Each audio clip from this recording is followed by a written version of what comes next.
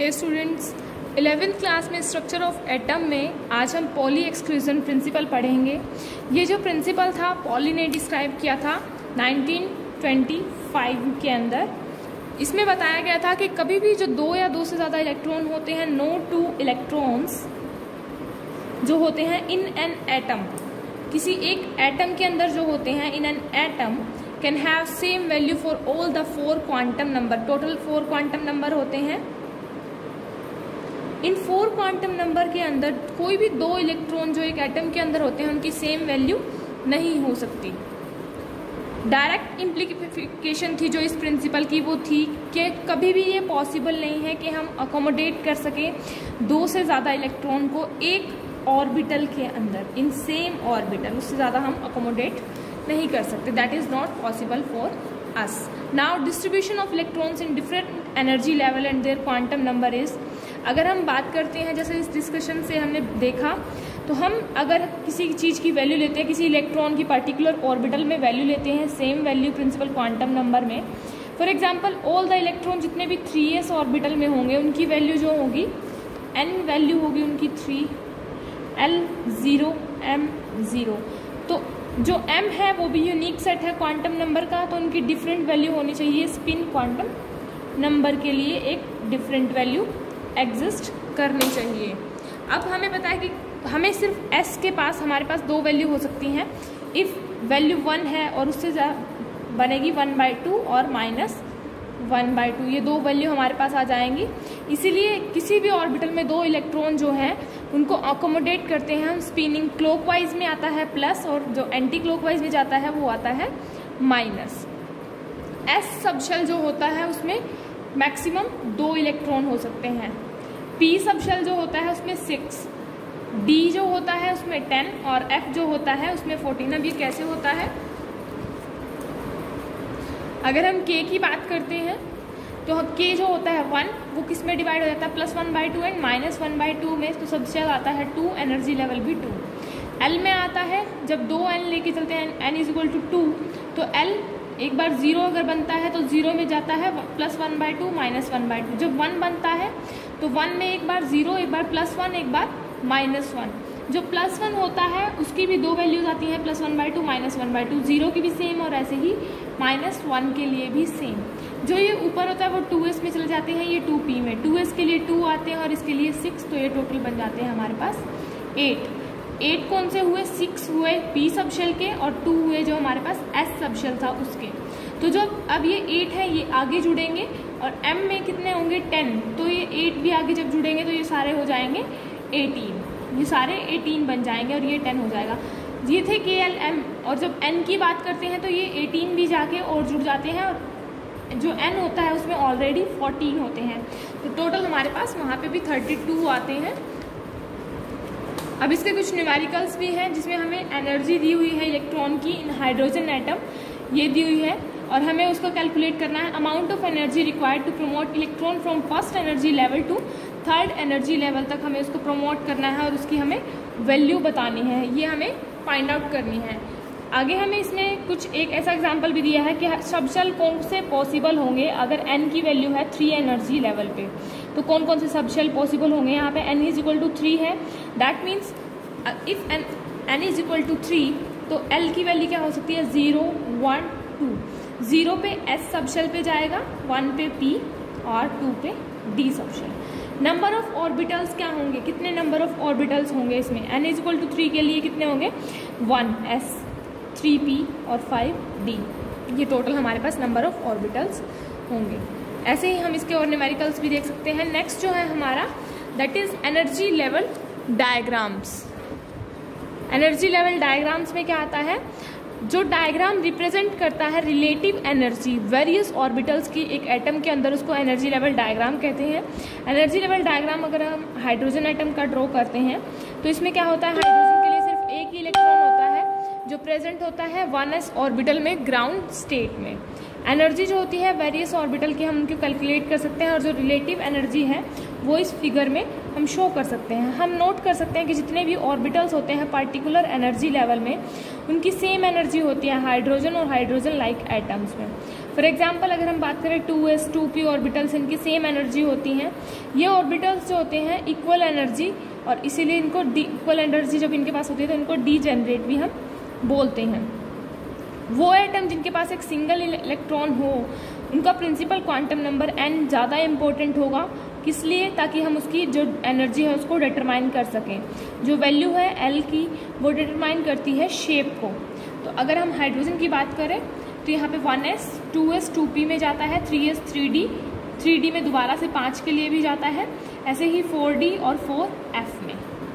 7 1 3 5 7 1 1 3 1 3 5 1 3 5 7 ये hydrogen atom के लिए बन जाता है। अगर हम मल्टी इलेक्ट्रॉन एटम्स की बात करें, कोई मल्टी इलेक्ट्रॉन एटम होता है तो उसमें S जो होता है P से ग्रेटर होता है, फिर D फिर F, इन ये शील्डिंग इफेक्ट होता है। शील्डिंग इफेक्ट इसमें ग्रेटर होता है S के लिए। जो रिपल्सिव और अट्रैक्टिव जो इंटरेक्टिव फोर्स होता है, इंटरेक्शन होता है इलेक्ट्रॉन के बीच में, वो डिपेंड करता है शेल के और ऑर्बिटल के बीच में जिसमें इलेक्ट्रॉन प्रेजेंट होता है। इनके बीच में अट्रैक्टिव इंटरेक्शन क्या होती है? S में सबसे ज़्यादा होती है, फिर P में सबसे कम। ऑर्डर ऑफ एनर्जीज क्या होता है? S में सबसे कम एनर्जी होती है और F में हाईएस्ट ऑर्डर ऑफ एनर्जी होता है। इफेक्टिव न्यूक्लियर चार्ज क्या होता है?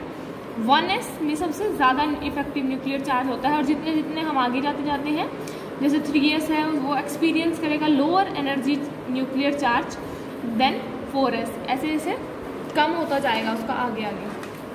अगर हम एनर्जी लेवल डायग्राम बनाते हैं मल्टी इलेक्ट्रॉन एटम्स का, देन 1s 1 होगा, 2p 2s में 1 2p में 3 3s में 1 3p में 3 4s में 1 4p में 3 3d में फिर 5, फिर यहाँ पे 1 3 5 1 3 5 7। ये मल्टी इलेक्ट्रॉन के लिए है। अगर हम रूल्स की बात करें कि इसमें रूल्स क्या क्या होते हैं ऑर्बिटल्स को फिल करने के लिए, सबसे फर्स्ट रूल आता है F4 रूल। जो इलेक्ट्रॉन्स हैं वो एडेड करे जाते हैं progressively to the various orbital in their order of increasing और एनर्जी। और स्टार्ट कहाँ से किया जाता है? जो ऑर्बिटल लोएस्ट एनर्जी का होता है वहाँ से इसमें स्टार्ट किया जाता है हमेशा ही। अब इसमें ऐसे ही बनाया जाता है सीधा 1s 2s 2p 3s 3p, क्योंकि थर्ड और उसमें D तक एग्जिस्ट करता है, फोर्थ में F तक चला जाता है। इंक्रीजिंग जो होता है वो 4 तक होता है, उसके बाद 5 में कांस्टेंट रहता है और 5 के बाद डिक्रीज करना स्टार्ट हो जाता है। 1s 2s 2p increasing order होता है ये एनर्जी का। उसके बाद 6 में घट जाता है, 6s 6p 6d 7s 7p। अब इनको लेते कैसे हैं? अगर हम ऐसे लेते हैं इनको तो यहाँ से फिर ये यहाँ जाता है, फिर ये, फिर रफ डायग्राम बना के हम इसको ऐसे दिखा सकते हैं। फिर ये वापस जाता है 3p 4s 3d 4p 5s, सबसे ज्यादा जो होगा वो बनेगा 4f 5d 6p 7s। जब हमें लिखना होता है तो हम ऐसे ही लिखते हैं 1s 2s 2p 3s। पीछे से लिखना ही स्टार्ट करेंगे, जैसे जैसे आ रहे हैं हम एरो की तरफ वैसे ही लिखेंगे। कभी भी हम 3s पहले नहीं लिखेंगे, 2p पहले आएगा क्योंकि ऐसे लिख रहे हैं। ऐसे ही हम इसमें 3p पहले लिखेंगे, 4s बाद में, फिर यहाँ पे 3d आएगा क्योंकि 3d नेक्स्ट लाइन में है, फिर 4p फिर 5s। ऐसे हम इसको पूरा अरेंज कर सकते हैं। ये है एफव्यू प्रिंसिपल। नेक्स्ट है पॉली एक्सक्लूजन प्रिंसिपल। इसमें क्या बताया था कि नो 2 इलेक्ट्रॉन्स से जो वो एक एटम के अंदर उनका सेम सेट नहीं हो सकता 4 क्वांटम नंबर में, इसलिए ऑर्बिटल में भी वो 2 या 2 से ज़्यादा इलेक्ट्रॉन नहीं रह सकते। अगर ऑर्बिटल के अंदर 2 इलेक्ट्रॉन है दैट मीन्स उनका स्पिन अपोजिट ज़रूर होना होगा।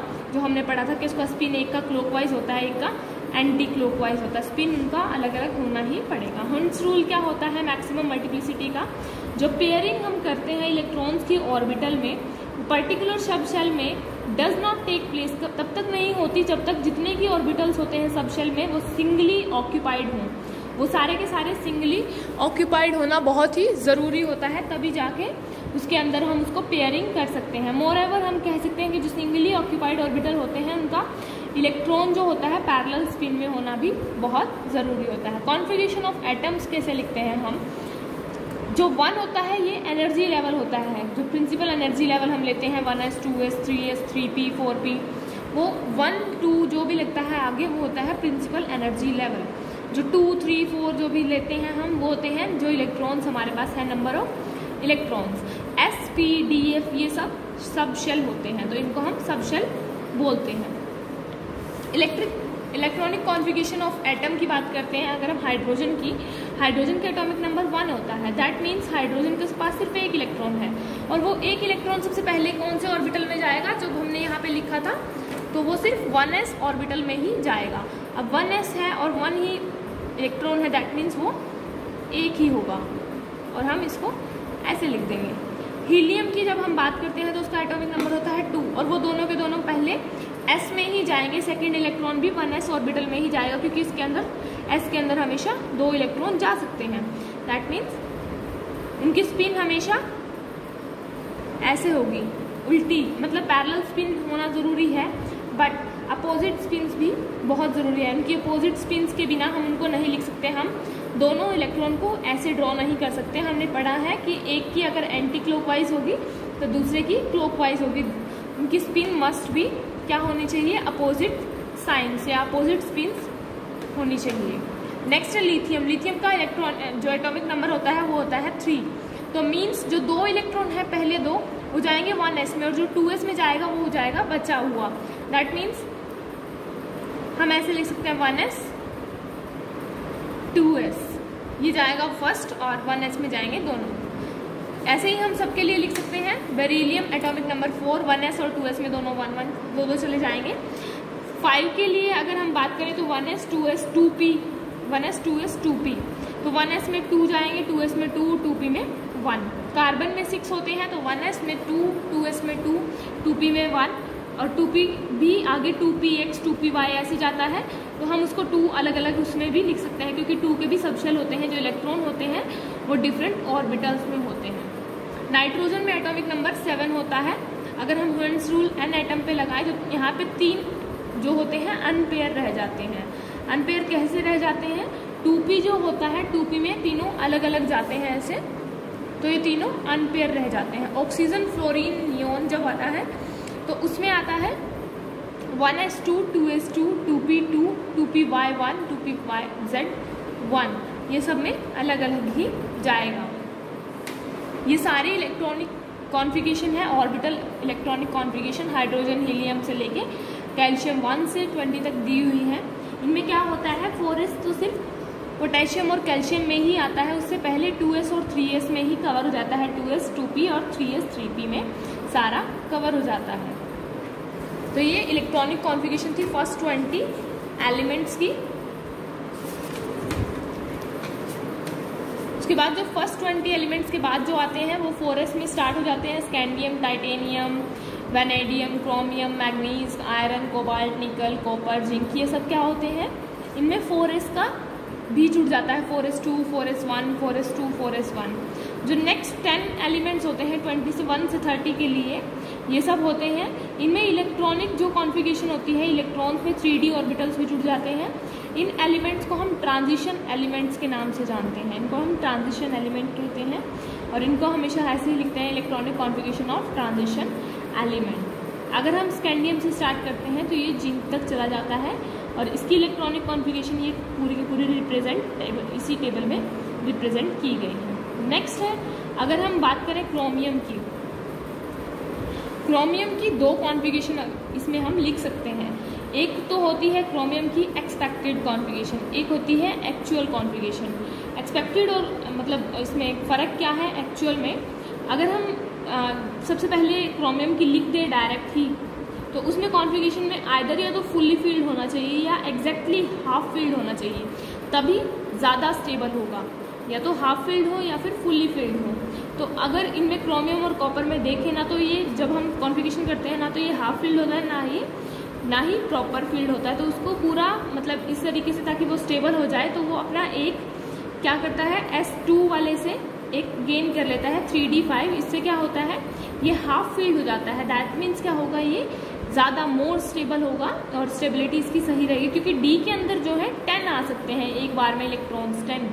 दैट मीन्स वो 10 की जो हाफ होगा हम 5 लेके चलेंगे और 5 इसमें अगर आ जाते हैं तो ये मोर स्टेबल हो जाएगा। यहाँ पे ये इस स्टेट में ये अनस्टेबल रहेगा, इसीलिए हम इसकी इलेक्ट्रॉनिक कॉन्फ़िगरेशन को एक बार लिख के ये हमारी एक्सपेक्टेड रहेगी, बट जब हम इसकी एक्चुअल लिख देते हैं तो पूरा 5 आ जाता है।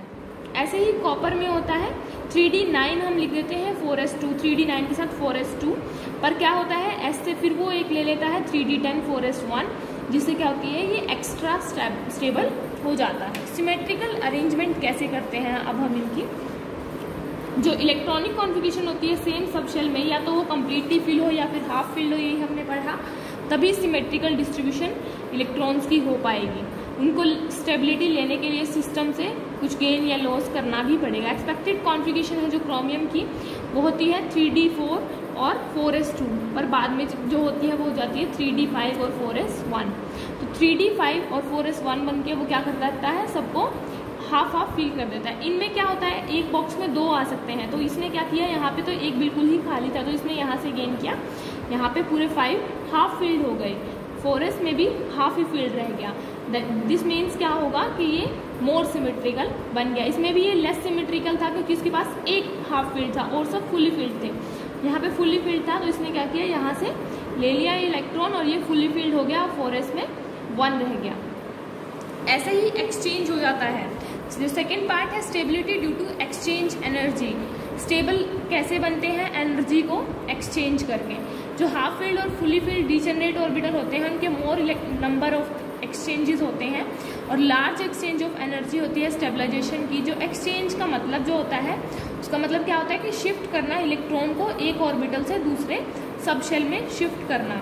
जैसे 3D है, 3D4 1 2 3 4 4s2, तो जो ये 3 एक्सचेंज थे एक इलेक्ट्रॉन के लिए, ये क्या करते हैं अपनी एनर्जी को एक्सचेंज कर लेते हैं। और टोटल एक्सचेंजेस जो होते हैं पहले यहाँ से 1 2 3 एक्सचेंज होते हैं, फिर 1 2, फिर यहाँ से 1 3 2 + 1 6 हमारे पास एक्सचेंजेस बच जाते हैं। ऐसे ही अगर हम यहाँ पे बात करें जब इलेक्ट्रॉन एक्सचेंजेस होते हैं 6 इम्प्लाइज करता है 6 पॉसिबल अरेंजमेंट पैरेलल स्पिन के साथ। 3D5 कॉन्फ़िगरेशन यहाँ पे होती है, ये होता है 4 एक्सचेंज करती है इलेक्ट्रॉन 1 के लिए पहले, फिर 3, फिर 2 और फिर 1, ये टोटल 10 एक्सचेंजेस हमारे पास हो जाते हैं। ऐसे ही हम और भी आयंस के लिए भी इलेक्ट्रॉनिक कॉन्फ़िगरेशन लिख सकते हैं। Fe के लिए जो इलेक्ट्रॉनिक कॉन्फ़िगरेशन होती है 1s2 2s2 2p6 3s2 3p6 3d6 4s2, ये सारी आयरन के लिए होती है। आगे जब हम आयरन के लिए आयरन के आयंस की बात करते हैं, आयंस मतलब Fe2+, जब Fe2+ की बात करते हैं तो यहाँ पे क्या होता है 2 घट जाते हैं, यहाँ से जितने उसके ओरिजिनल में होते हैं उससे वो घट जाते हैं क्योंकि 2+ आया है यहाँ पे।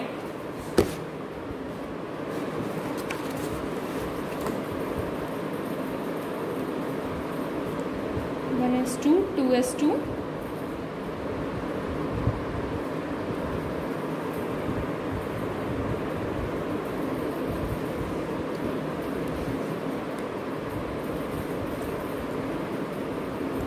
यहाँ पे इसके 2 डिक्रीज हो जाएंगे। और डिक्रीज कौन से होंगे, जो सबसे लास्ट वाले होंगे, जो सबसे लास्ट वाले होंगे वो इसमें कट जाएंगे क्योंकि 2+ आया। 2+ का मीनिंग क्या होता है कि उसने अपने 2 इलेक्ट्रॉन जो हैं लूज कर दिए। जब उसने अपने 2 इलेक्ट्रॉन लूज कर दिए दैट मीन्स क्या होगा, यहाँ से इसके 2 चले जाएंगे। ऐसे ही हम आयरन की और भी लिख सकते हैं। 3+ में अगर हम लिखते हैं तो यहाँ पे 3D5 आ जाता है। अगर हम 3+ की बात करें तो यहाँ पे 3D5 आ जाता है। ऐसे ही हम जिंक के लिए लिख सकते हैं, जिंक 2+ के लिए लिख सकते हैं। ये सारे हमारे पास लिखे हुए हैं। देखिए जिंक के लिए क्या लिखा है, 1s2 2s2 2p6 3s2 3p6 3d10 4s2, ये सब के सब हम आयंस के लिए जब हम लिखते हैं तो हम क्या करते हैं, उसमें से अगर 2+ लिखते हैं तो 2 उसमें से चले जाते हैं। अगर हम उसमें 3+ लिखते हैं तो उसमें से 3 इलेक्ट्रॉन लूज हो जाते हैं। अगर हम सिंपल मतलब फ्लोरीन के लिए बात करते हैं, फ्लोरीन में कितने होते हैं, 9 होते हैं। फ्लोरीन में 9 इलेक्ट्रॉन्स होते हैं, वो जाते हैं 1s2 2s2 और 2p5 में, ये 9 इलेक्ट्रॉन्स होते हैं। जब F नेगेटिव की बात करें, F नेगेटिव मीन्स यहाँ पे क्या था, प्लस था, जब माइनस आ जाता है दैट मीन्स वो एक इलेक्ट्रॉन गेन करेगा। जब वो गेन करेगा तो 1s2 2s2 2p6 हो जाएगा, क्योंकि जो 9 इलेक्ट्रॉन थे वो 10 बन जाते हैं, 1s2 2s2 2p6। ऐसे ही ऑक्सीजन की जब बात करते हैं, ऑक्सीजन के पास 8 होते हैं, O2 नेगेटिव हो जाता है तो 1s2 2s2 2p4, O2 negative बनता है तो यहाँ पे 2p6 आ जाता है।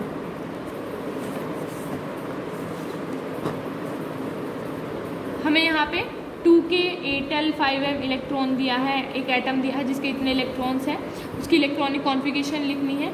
अब 2k 8l 5m means 2 + 8 + 5 means उसकी जो इलेक्ट्रॉन्स हैं उसमें 15 इलेक्ट्रॉन हैं। हम उसके लिए सबशेल भी लिख देंगे कि कितने सबशेल इसके अंदर एग्जिस्ट करेंगे, कितने ऑर्बिटल्स होंगे, कितने अनपेयर्ड इलेक्ट्रॉन रहेंगे। जो पूछा है उसको हम एक बार अगर हमें इलेक्ट्रॉन्स पता चल जाते हैं तो हम ये सब क्वेश्चंस इजीली कर सकते हैं। ये सारी इलेक्ट्रॉनिक कॉन्फ़िगरेशन दी गई है एलिमेंट्स की, जो एलिमेंट्स हमने पढ़े हैं शुरू से लेके उन सब की इलेक्ट्रॉनिक कॉन्फ़िगरेशन दी गई है। आगे NCERT के टेक्स्ट बुक क्वेश्चंस हैं।